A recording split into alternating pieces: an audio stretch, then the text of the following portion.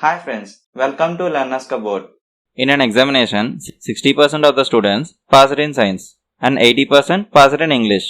If 10% of the students failed in both the subjects, then the percentage of students who passed in both the subjects was. ఇక్కడ ఏమన్నాడంటే రెండు సబ్జెక్టులు ఉన్నాయి, science English. సైన్స్లోనంట 60% of the students pass అయిపోయారంట, ఇంగ్లీష్లో 80% pass అయిపోయారంట. అయితే ఈ 2 సబ్జెక్ట్స్లో కూడా 10% స్టూడెంట్స్ ఫెయిల్ అయిపోయారంట. ఏమడుగుతున్నారంటే ఈ 2 సబ్జెక్ట్స్లో ఎంత పర్సెంటేజ్ స్టూడెంట్స్ పాస్ అయ్యారని అడుగుతున్నారు. ఇలాంటి క్వశ్చన్స్ వెన్ డయాగ్రామ్ తీసుకుంటే కొంచెం ఈజీగా చేయొచ్చు. ఇక్కడ 2 సబ్జెక్ట్స్ ఉన్నాయి, సైన్స్ ఇంగ్లీష్. ఈ సర్కిల్ ఏమో సైన్స్ అనుకుందాం, ఈ సర్కిల్ ఏమో ఇంగ్లీష్ అనుకుందాం. ఈ ఇంటర్సెక్షన్ ఉంది కదా, ఇది బోత్ సైన్స్ అండ్ ఇంగ్లీష్ అనమాట. ఓకేనా? ఇక్కడ పాస్డ్ ఒక కేటగిరీ, ఫెయిల్డ్ ఒక కేటగిరీ. ఇక్కడ మనం వెన్ డయాగ్రామ్ పాస్డ్ బేస్ చేసుకుని తీసుకోవాలా, ఫెయిల్డ్ బేస్ చేసుకుని తీసుకోవాలా అనేది మనం ఎలా డిసైడ్ చేస్తామంటే, ఇక్కడ బోత్ వాల్యూ ఏ కేటగిరీ ఇస్తే ఆ కేటగిరీ మీద మనం వెన్ డయాగ్రామ్ తీసుకుంటాం అనమాట. ఇక్కడ చూడండి, ఫెయిల్డ్ ఇన్ బోత్. సో ఇంత percentage students failed in both. So both value failed మీద ఇచ్చాడు, అందుకని మనం ఫెయిల్డ్ వెన్ డయాగ్రామ్ తీసుకుంటాం. ఓకేనా?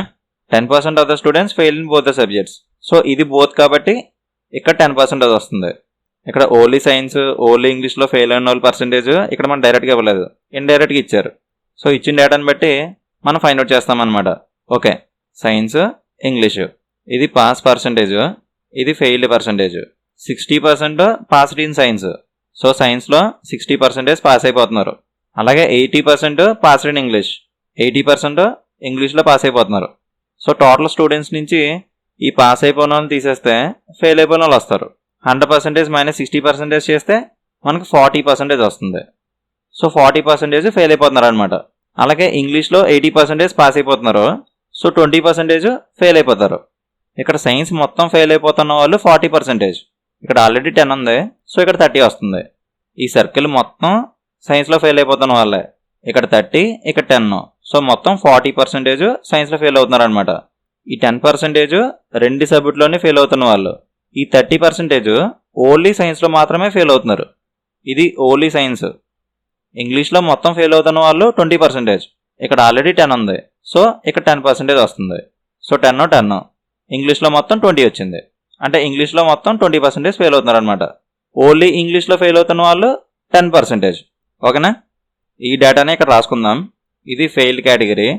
ఓన్లీ సైన్స్లో ఫెయిల్ అవుతున్న వాళ్ళు 30%, ఓన్లీ ఇంగ్లీష్లో ఫెయిల్ అవుతున్న వాళ్ళు 10%, రెండిట్లోని ఫెయిల్ అవుతున్న వాళ్ళు 10%, ఒక సబ్జెక్ట్లో ఫెయిల్ అవుతున్న వాళ్ళు లేకపోతే రెండు సబ్జెక్ట్లోనే ఫెయిల్ అవుతున్న వాళ్ళు, మొత్తం టోటల్ ఫెయిల్డ్ వచ్చేసి 30, 10, 40, 40, 10, 50, 50%. ఇప్పుడు టోటల్ స్టూడెంట్స్ నుంచి ఫెయిల్ అయిపోయిన తీసేసాం అనుకోండి, పాస్ అయిపోయిన వాళ్ళు వచ్చేస్తారు. సో టోటల్ 100% స్టూడెంట్స్ నుంచి టోటల్ ఫెయిల్డ్ పర్సంటేజ్ తీసేస్తే మనకి పాస్ అయిపోయిన వాళ్ళు వస్తారు. So 100% minus total failed percentage 50%, 50%. So 100% minus 50% చేస్తే 50% వస్తుంది. అంటే ఈ 50% స్టూడెంట్స్ రెండు సబ్జెక్టులోనే పాస్ అయిపోయారు అనమాట. Passed in both subjects. ఏం లేదు, ఇక్కడ బోత్ వాల్యూ ఫెయిల్డ్ కేటగిరీ ఇచ్చారు. సో మనం ఫెయిల్డ్ వెన్ డయాగ్రామ్ తీసుకుంటాం. ఇక్కడ 10% ఫెయిల్డ్ ఇన్ బోత్ కాబట్టి ఇక్కడ 10 రాసుకున్నాం. సైన్స్ ఇంగ్లీష్లో ఫెయిల్డ్ పర్సంటేజ్ లేదు, సో ఇచ్చిన పాస్ పర్సంటేజ్ని బట్టి మనం ఫెయిల్డ్ పర్సంటేజ్ ఫైండ్ అవుట్ చేసాం. ఈ వాల్యూస్ని ఇక్కడ రాసుకున్నాం. తర్వాత ఓన్లీ సైన్స్లో ఎంతమంది, ఓన్లీ ఇంగ్లీష్లో ఎంతమంది, రెండు సబ్జెక్టులోనే ఎంతమంది ఫెయిల్ అయిపోతానని రాసుకున్నాం. సో టోటల్ ఫెయిల్డ్ 50% వచ్చింది. టోటల్ 100% స్టూడెంట్స్ నుంచి ఈ ఫెయిల్ అయిపోయిన తీసేస్తే పాస్ అయిపోయిన వాళ్ళు వస్తారు. సో 100% మైనస్ 50% చేసాం, 50% వచ్చింది. సో ఈ 50% రెండు సబ్జెక్టులోనే పాస్ అయిపోతున్నారు అనమాట. అంతే. అయితే కొంచెం మందికి ఒక చిన్న డౌట్ వస్తుంది, నేను కొంచెం కన్ఫ్యూజ్ అవుతాను అని అనుకుంటే ఈ డౌట్ కొంచెం ఫార్వర్డ్ చేసుకోండి. నేను బాగా అర్థం చేసుకుంటాను అని అనుకుంటేనే ఈ డౌట్ వినండి. అంటే ఈ 50%లో కూడా ఓన్లీ సైన్స్లో పాస్ అవుతున్న వాళ్ళు 30%, ఓన్లీ ఇంగ్లీష్లో పాస్ అవుతున్న వాళ్ళు ఒక 20%, అలా ఎందుకు ఉండకూడదు? ఈ 50% పాస్ ఇన్ బోత్ సబ్జెక్ట్స్ అని మీరు ఎలా చెప్తారు అని అంటే, ఈ 50% పాస్ ఇన్ బోత్ సబ్జెక్ట్స్ అవుతుంది. ఎలా అంటే, ఫర్ ఎగ్జాంపుల్ ఇలా అనుకుందాం, 50%లో ఓన్లీ ఇంగ్లీష్లో పాస్ అవుతున్న వాళ్ళు 30%, ఓన్లీ సైన్స్లో పాస్ అవుతున్న వాళ్ళు 20%. సో టోటల్ ఇలా 50% వచ్చింది పాస్ పర్సెంటేజ్ అని అనుకుందాం. ఇప్పుడు కొంచెం మంది ఓన్లీ ఇంగ్లీష్లో పాస్ అవుతున్నారంటే వాళ్ళు ఓన్లీ సైన్స్లో ఫెయిల్ అవుతున్నారనే కదా. అంటే ఇప్పుడు ఓన్లీ ఇంగ్లీష్లో పాస్ అవుతున్న వాళ్ళందరూ కూడా ఈ ఓన్లీ సైన్స్లో ఫెయిల్ అయిపోతున్నారు కదా. అంటే ఈ కేటగిరీలోకి వచ్చేస్తున్నారు. అలాగే ఓన్లీ సైన్స్లో పాస్ అవుతున్నారంటే వాళ్ళు ఓన్లీ ఇంగ్లీష్లో ఫెయిల్ అవుతున్నారనే కదా. అంటే ఈ ఓన్లీ సైన్స్లో పాస్ అయ్యే కేటగిరీ అందరూ కూడా ఈ ఓన్లీ ఇంగ్లీష్ ఫెయిల్ అయ్యే కేటగిరీలోకి వచ్చేస్తున్నారు. మనం ఈ 2 కేటగిరీస్ ఇక్కడ కౌంట్ చేస్తాం ఆల్రెడీ. సో ఇక్కడ రారనమాట ఇంక మళ్ళీ వాళ్ళు. సో ఈ 50% 2 సబ్జెక్ట్లో పాస్ అయిన వాళ్ళు వస్తారనమాట. సో ఒక సబ్జెక్ట్లో ఫెయిల్ అయినా 2 సబ్జెక్ట్లో ఫెయిల్ అయినా వాళ్ళు జస్ట్ ఏదన్నా ఫెయిల్ అయితే చాలు, ఇంకా అలా ఈ ఫెయిల్ పర్సంటేజ్లోకి వచ్చేస్తున్నారు. ఇంకా రిమైనింగ్ పర్సంటేజ్ అంతా పాస్డ్ పర్సంటేజే, ఇంకా వాళ్ళు అసలు ఎందులోనే ఫెయిల్ అవ్వలేదు అనమాట. సో ఈ పర్సంటేజ్, ఈ పాస్డ్ పర్సంటేజ్లో వచ్చిన వాళ్ళు అసలు ఇంకెందులోనే ఫెయిల్ అవ్వరు అనమాట. ఓకేనా? అర్థం కాకపోయినా కొంచెం కన్ఫ్యూజన్గా ఉన్నా పెద్ద పట్టించుకోకండి. ఇక్కడ టోటల్ ఫెయిల్ పర్సంటేజ్ వస్తుంది. 100% నుంచి ఈ టోటల్ ఫెయిల్ పర్సంటేజ్ తీసేస్తే మనకి పాస్డ్ పర్సంటేజ్ వస్తుంది. సో ఈ పర్సంటేజ్ వచ్చేసి పాస్డ్ ఇన్ బోత్ సబ్జెక్ట్స్ వస్తుంది అంతే. ఒకసారి ఫాస్ట్గా చేద్దాం. ఇది సైన్స్, ఇది ఇంగ్లీష్, ఇది ఫెయిల్ వెన్ డయాగ్రామ్.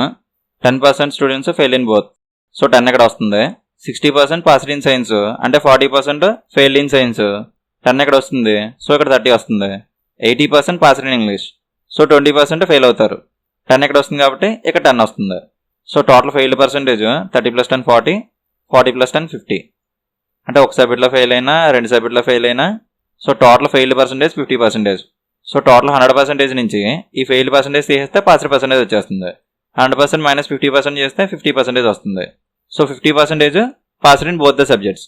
ఓకేనా? మీకు ఫస్ట్ క్లారిటీగా అర్థం అవ్వాలని ఫస్ట్ డీటెయిల్గా రాసి చెప్పాను, కానీ ప్రాక్టీస్ మాత్రం మీరు ఇలా చేయడానికి ట్రై చేయండి. ఇలా అయితే కొంచెం ఫాస్ట్గా అవుతుంది, కన్న పేపర్ తక్కువ యూజ్ చేస్తాం కాబట్టి. ఓకేనా?